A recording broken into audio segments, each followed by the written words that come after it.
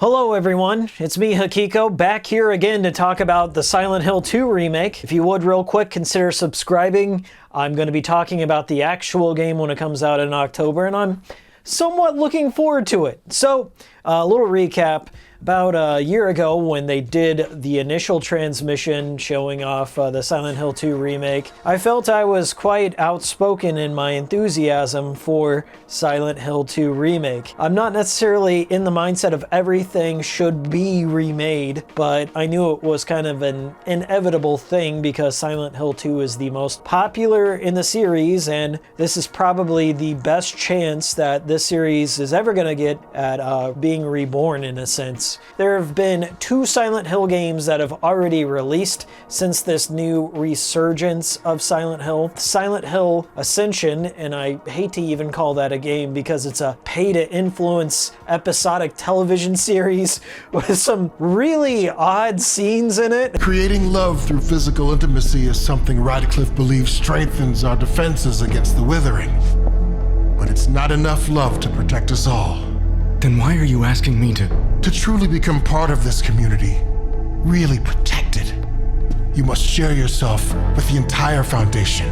I did not tune into that, so I really don't have any further opinions on that. Silent Hill: The Short Message, which I feel is the first original Silent Hill game released on the PlayStation Store. I gave a full analysis on that on the channel. Too long didn't watch version. I thought the environments were great. Masahiro's character and enemy design, Sakura Head, was neat, but the story was hot garbage, kind of patronizing to the player, assuming that the player is not able to analyze or understand context, and it really wore all of its themes blatantly on the surface, and it's not great. This is all your fault! Bad things happen because of you! But I didn't want to just write off the entire series because I'd rather them try something new and fail than not try it all at this point. I'm that desperate for Silent Hill content. And that's the kind of mindset I went in with the Silent Hill 2 remake. I had played Bloober Team's previous games, and I had listed my problems with The Medium, which is probably the closest in terms of a Silent Hill game they developed in the past. In fact, in many ways, The Medium feels more true to form to Silent Hill than this Silent Hill 2 remake in terms of fixed camera angles. They didn't go that direction at all with this remake, it seems. They, in my mind, were analyzing the rest of the survival horror remake market, and Resident Evil 2 and 3 Remake have been dominating that space, and I feel there were some discussions had to modernize the combat aspect of Silent Hill 2 Remake. It was probably a business decision rather than Bloober Team coming around. I feel it came from top down rather from the developers themselves. But then I also gave it another thought, like how would I personally modernize Silent Hill 2's combat? So it seems to me that Bloober Team went for something more like Silent Hill Homecoming's combat, which was like the first to kind of introduce that more faster paced dodge rolly thing. A lot of people think that's the worst in the series. Personally, I didn't hate it when it came out. The story is certainly more in tone with the movies, and it gets a lot of the lore wrong. Combat-wise, I thought the battle damage was kind of fun, learning all the dodge combos and the knife combos. I have a bit of a bias for Silent Hill Homecoming, and I have no other chance to share this, but I actually have an environmental render by one of the environmental artists. I forget their name. It's like signed right here. I can't read that, but I met one of the environmental artists who rendered out the sewer level in that game. I don't know if you can see this, but Alex Shepard here has this old haircut style, and this is back when it was called Silent Hill 5. It was before it got the Homecoming moniker, but I've never really hated Silent Hill Homecoming. In fact, I've revisited some of those Western games like Silent Hill Downpour with a fresh perspective, and I feel I've been more forgiving of the Western approach to Silent Hill Hill than what some perspectives you might encounter are. Out of anything that gives me hope for this remake is that they will capture the environment of Silent Hill faithfully.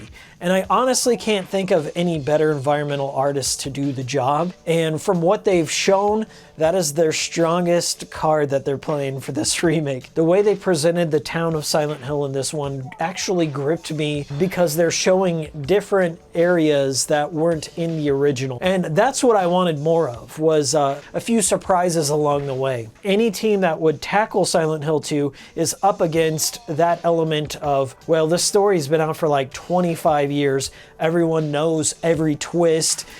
They know all the characters. They're very attached to them. As somebody who's already played the originals and loves the originals, I don't want the exact one-to-one experience. I want something new. I want different directions and some surprises along the way. And it looks like I'm going to get that wish fulfilled.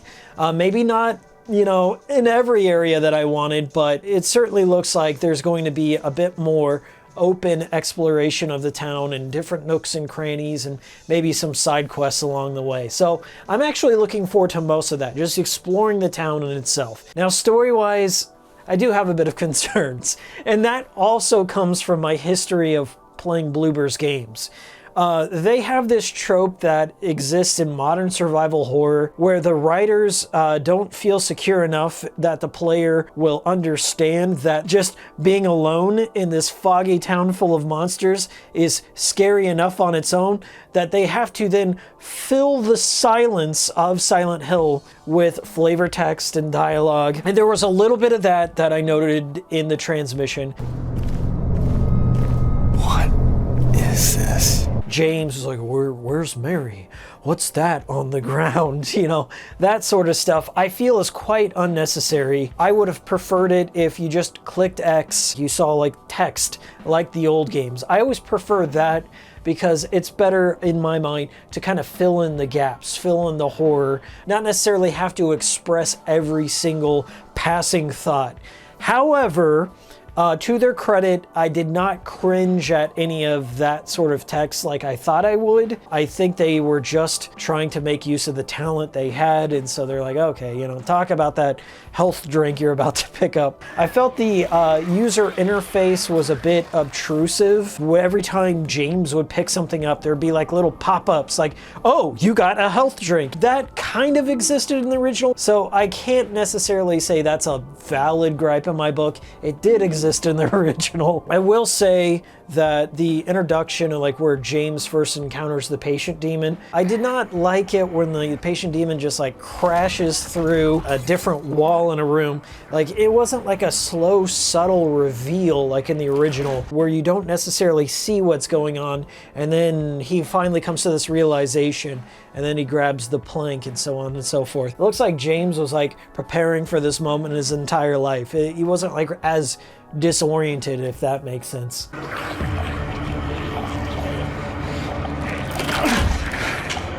There was the scene in the graveyard between Angela and James. I'm not gonna trash on Angela's actress, like maybe I need to hear a little bit more from her, but it's such an odd choice that they chose probably the most sensitive subject matter, like the sensitive tale of Angela Roscoe and the dynamic between her and her father playing out. Like that's not exactly the vertical slice I would have chosen to show at the PlayStation showcase there. Like maybe show off Pyramid Head to get the normies hooked in there, but just the way that trailer was edited so quickly, it's just like it showed off like all of Angela's entire story. So like if you were just new stumbling into Silent Hill 2, you've just been ignorant of the whole thing, you know exactly what's gonna play out, and that did not need to be shown, in my opinion. I certainly hope that they nail the environment, they nail the tension, and especially like Angela's finale, they really gotta slow down and like let that moment breathe, let the trauma of the character express itself in the kind of disconcerting way that it was in Silent Hill 2. I don't know. I don't know if they're going to handle it with the dignity and respect that scene, those collection of Angela scenes truly deserve. In terms of James's appearance, it looks like they've since modified James's appearance to be a bit more younger than he was in the initial trailer, and I think that's good. The voice actor who's doing the performance, while he's not as like space cadet, like fish out of water as Guy Seehees, Eddie, have you gone nuts? I do like that it's like not overly performed. It's not like theatric. It seemed like he showed a lot of restraint and respect for the tone of the original game. Mary died of that damn disease 3 years ago. Is she really alive?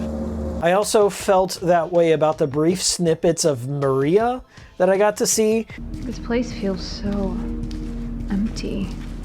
More than the other places we've been. They're not showing that over-the-top anime cadence that Troy Baker and Mary Elizabeth McGlynn did during the HD remakes. Anyway, I'm glad you're alive. Anyway? What do you mean, anyway? You don't sound very happy to see me.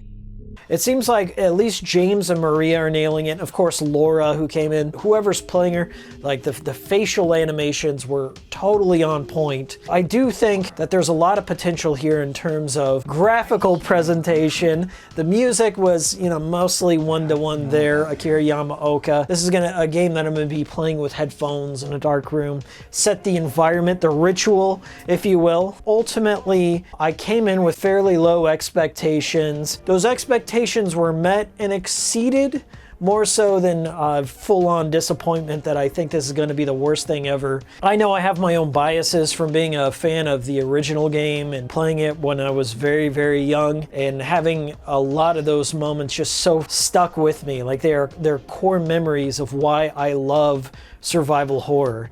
But as I've grown as a person, as a gamer, whatever you want, I know that this game was not necessarily targeted towards me. Like certainly they want to aim for hardcore fans, but they don't want like the pretentious gatekeepers like I can be sometimes. They want to aim for like Resident Evil 2 and all the other like third person over the shoulder shooters, and I get it. I get the choice. I get that they want to reach a mass audience with this one, and they're doing what they can. But I feel like the biggest oversight of all is, where's Jacob Crane? The twisted mind of Jacob Crane. You can't have Silent Hill 2 without Jacob Crane. Did they just forget? Did they just forget the most critical character in the entire series?